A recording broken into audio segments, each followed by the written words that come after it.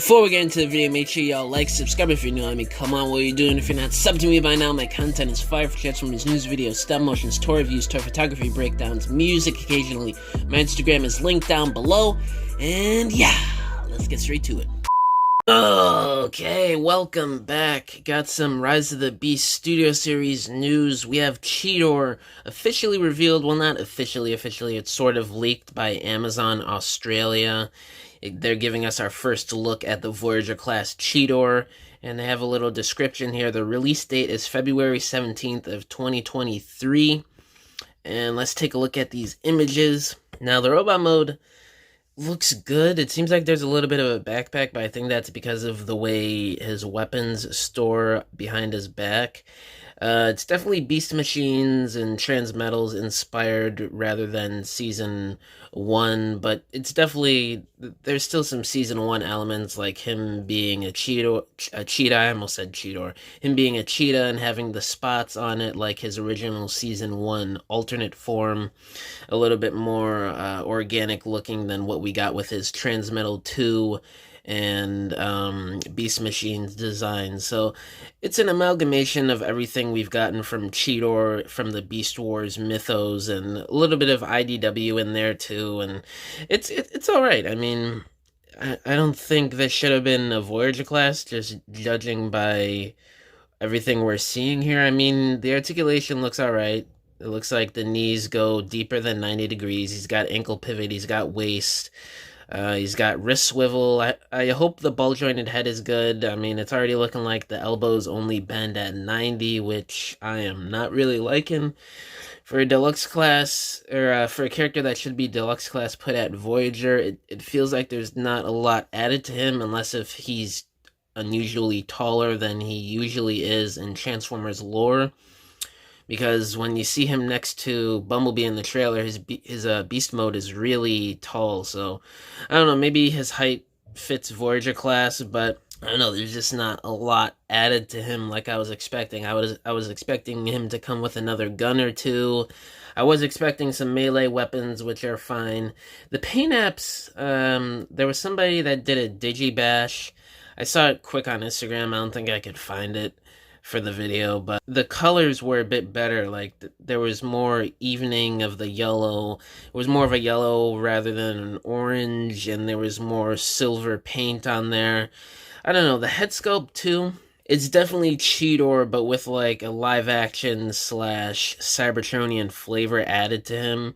He still has a bit of those ears on the top of his head, but a little toned down.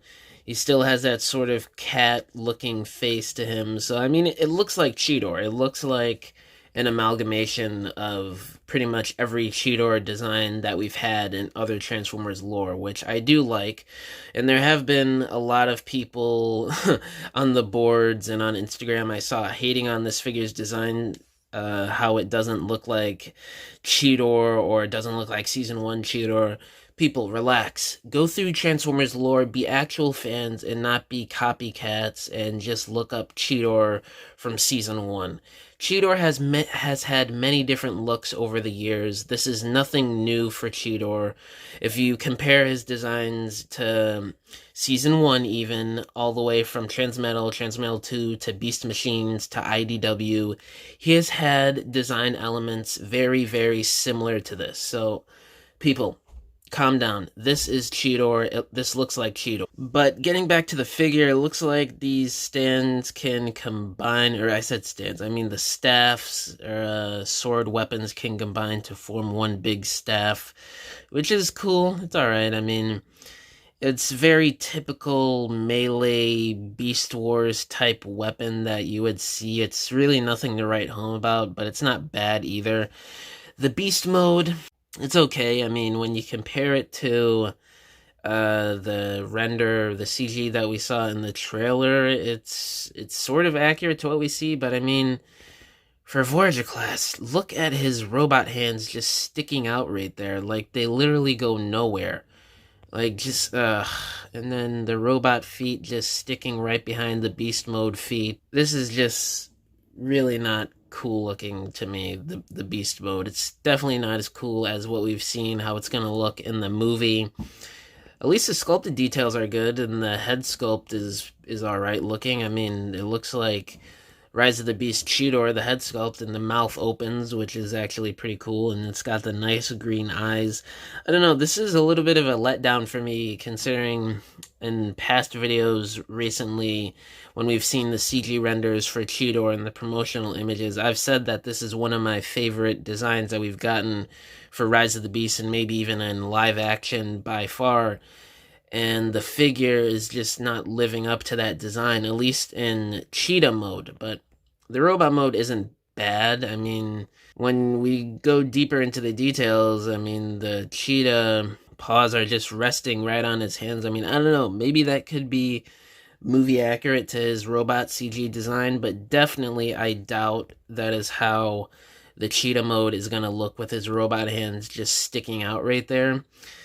I just wish they would have flipped into the forearms or something like that. It doesn't seem like a complex Voyager, so this just seems like something. But again, unless if he's taller than Cheetor usually is, this just looks like a deluxe class figure put into Voyager class. Like, I just don't. There's just so much changing with Hasbro and the way they do things with these Transformers, man. I'm just not really impressed. Like, this is a figure that we would get back in Dark of the Moon, Revenge of the Fallen, 2007 movie days, that would cost like $20, or better yet, maybe would have made it into a deluxe somehow. I just don't see the value in this figure. I mean, the robot mode's alright. Looking at the shoulder articulation, it looks like it's got a double hinge shoulder, and there may be some play for a butterfly type joint for certain poses, considering you got the wrist swivel. You could rotate that around and put the arms inward so he could two-hand the staff maybe.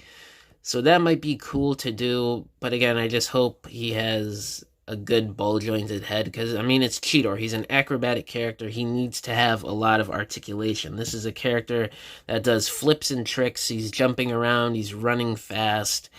I mean, they should have added an ab crunch while you're at it. I mean, I wish there were more Transformers figures with ab crunch, especially characters like this and Jazz and whatever other acrobatic type characters that are known in the Transformers lore.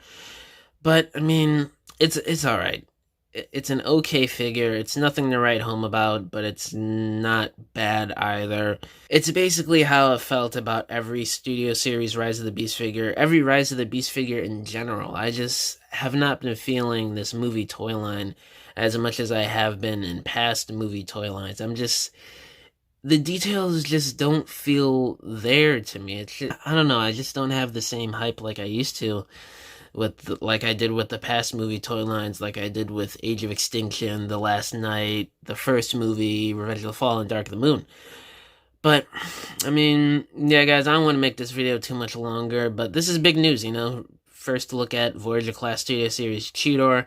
Let me know down in the comments below, how do you guys feel about this figure and Cheetor's overall design? Now, again, this is definitely an amalgamation of every Cheetor design, so let's not base this off him just being directly based off the Season 1 design from Beast Wars, okay?